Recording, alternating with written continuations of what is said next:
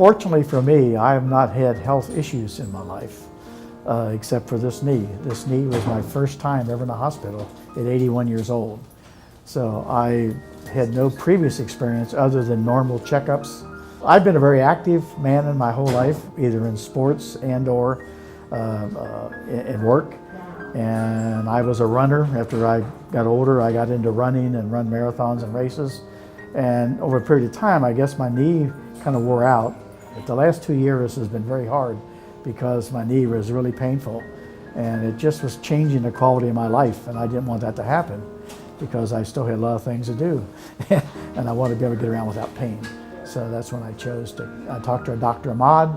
Dr. Ahmad made the recommendations. I come here and the history is that I had the operation. A lot of my friends that are in my age group, they get surgery, either hip, knee, shoulder, and they are not satisfied long term with the results. But I also noticed that some of them did not do the post-operative care that you need to do to get back to where you were. And I said, that's not going to happen to me. I have too many things to do. So I really was very energetically and aggressive about doing my rehab. For a couple of weeks, I had a girl come two or three times a week. And then I went, after that, I went up to I live in Fort Thomas, so I went to the VA hospital in Fort Thomas, to that rehab center. And Frank up there, he was very good, and he put me through the paces for, I guess, another 3 or 4 weeks, a couple times a week. The importance of the post-operative care that you give yourself, it's up to you. I mean, I'll face it, it's up to you. If you don't put the effort in, you're not going to get the results that you expect. I buy and sell antiques, so I'm hauling furniture and I'm hauling collectibles and I'm going to sales every week. So that's what my motivation was, to get back to doing that, because that's what makes me happy. And I am now pain-free.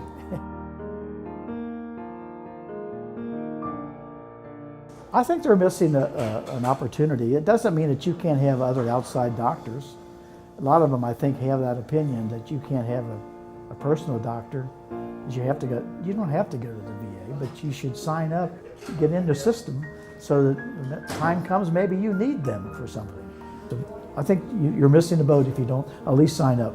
No, I've been very happy, and I think veterans should at least investigate that what they have, services they have coming to them, and if they don't do that, that's up on them. But I think they should.